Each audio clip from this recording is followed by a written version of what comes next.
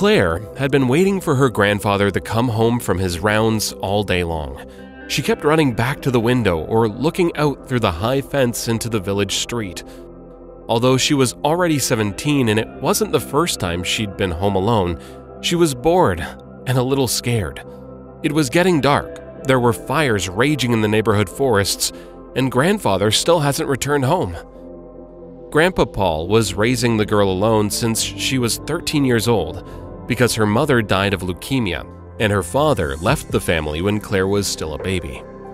Paul worked as a forester.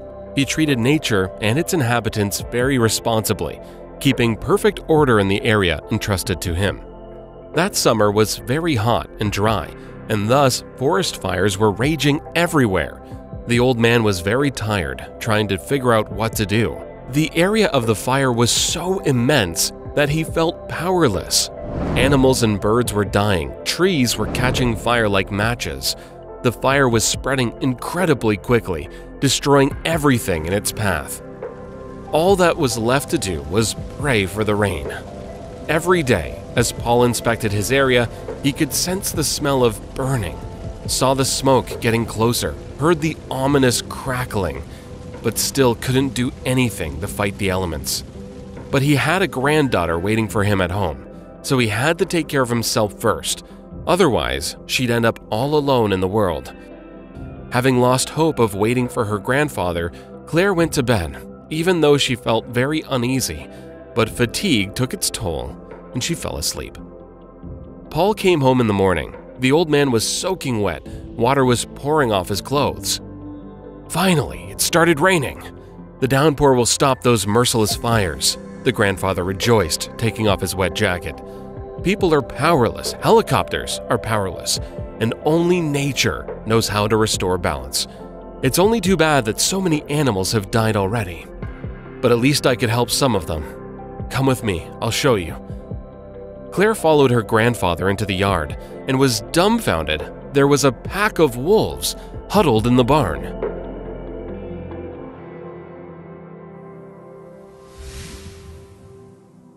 Don't be afraid, dear. They're scared themselves. Paul hastened to reassure his granddaughter. You won't believe it, but as I was finishing my round by the river, I suddenly saw an adult wolf. The animal stood in the forest clearing, looking straight into my eyes with a silent plea. The wolf went away, then returned again, as if asking me to follow him. So I did.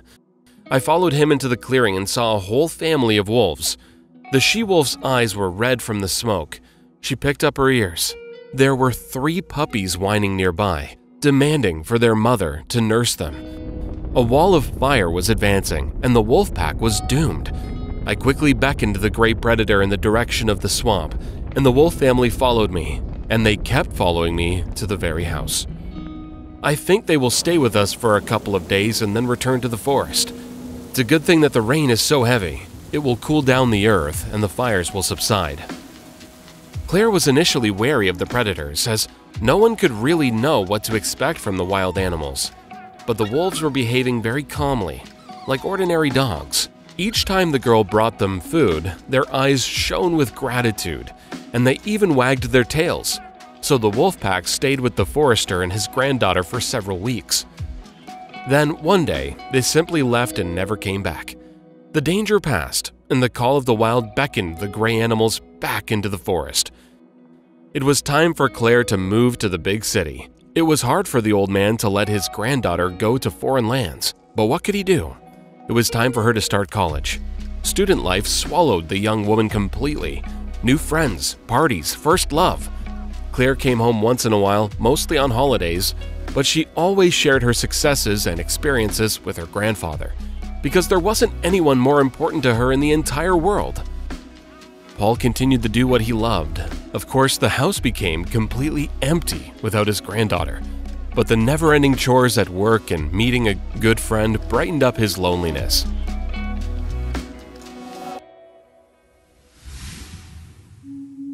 The young forester, Edward, had been living in the village for a long time. He was in his 30s and led a rather secluded lifestyle, ever since his fiancée died. When Edward was appointed Paul's partner, the men quickly became friends. The old man had extensive experience in forestry, so he was happy to share his knowledge with Edward, pinning high hopes on the smart young man. Edward was always willing to help his friend. He would chop firewood and bring him food and keep him company. Grandpa Paul was impatient to introduce his granddaughter to the young man because he thought Edward could make a great husband for her. It was a typical fall evening. The rain was drumming on the glass and the wind whirled in the fallen leaves. The old man was sitting near the fireplace in his favorite rocking chair, warming himself with herbal tea.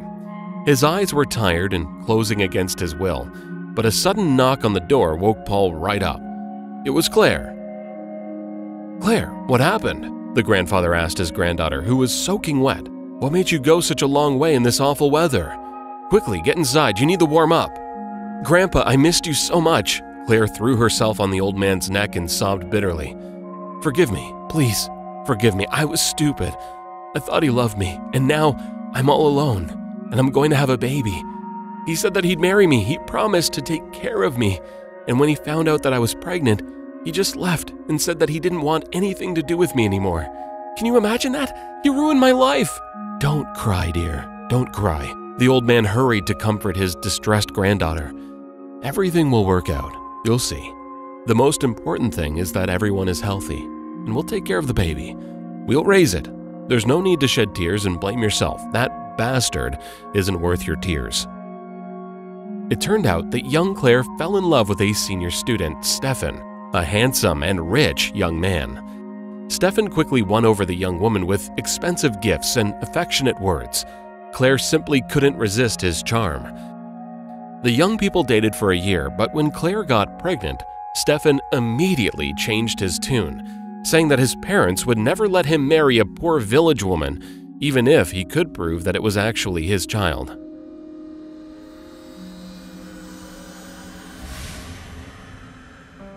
Months went by and Claire's belly kept getting bigger and bigger. However, nothing could make the young woman happy. She missed her boyfriend and couldn't come to terms with his betrayal. She used to lie in bed for hours, facing the wall and flooding the pillow with her tears. "Grandpa, Stefan's getting married," Claire told the old man, her eyes full of tears. "My friends told me he found himself a rich bride, the daughter of a city judge, and she's beautiful too. I saw her pictures, and I was still hoping that Stefan would come to his senses and we'd get back together and raise our child as a family. I have nothing more to live for anymore." "What are you talking about? Don't you dare say that," Paul shouted. "You have your whole life ahead of you. You'll see. You'll find your happiness." Grandpa Paul couldn't help himself. He put on a jacket, took his gun, and headed for the city. "I'll give that Stefan a wedding he'll never forget." Paul easily found the bastard's house because everyone in the city seemed to be talking about that celebration. Loud music was coming from behind the high fence, and the guests were obviously having the time of their lives. Paul decided against using his gun because he realized that he wouldn't just cause trouble for himself, but also jeopardize the future of his granddaughter. The man easily got inside the yard and stopped in front of the elegant table of the bride and groom. "What have you done, you bastard? I see you're having fun here, right?" Paul whispered, barely keeping it together. "And you, dear, do you even realize what kind of man you're marrying? He betrayed my granddaughter, breaking up with her and abandoning his child. One day he'll betray you too, mark my words." The young people didn't even have time to utter a single word in response as the guards grabbed Paul by the arms and let him out. Of course, he was upset, but there was nothing else he could do. But on the other hand, he was already feeling better, having expressed his indignation to the awful young man. Unfortunately, more problems were awaiting Paul upon his return home. He was greeted by his friend Edward. "Claire is missing. She's nowhere to be found. I came to visit you and brought her fresh fruit, but didn't find anyone at home, and the door was wide open."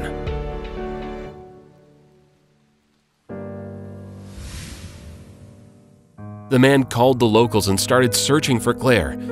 They combed every inch of the village and the surrounding areas and went deep into the forest. Grandpa's heart was jumping out of his chest, terrified at the thoughts of what could have happened. Having lost all hope, the forester headed to the river, and that was the right call. This time, it was his old wolf friend who came to his aid, the one who asked for the man's help to save his family from the fire many years ago. The old man saw his granddaughter sitting by the tree. She was terrified, as an entire wolf pack had encircled her. Paul immediately recognized the pack of predators as his friends, whom he had once saved from certain death. "Don't be afraid, dear. Don't be afraid." Grandfather held out his hand, hugging Claire by her shoulders. "These are good wolves. Remember how you took care of them in our barn? They remember your smell and care.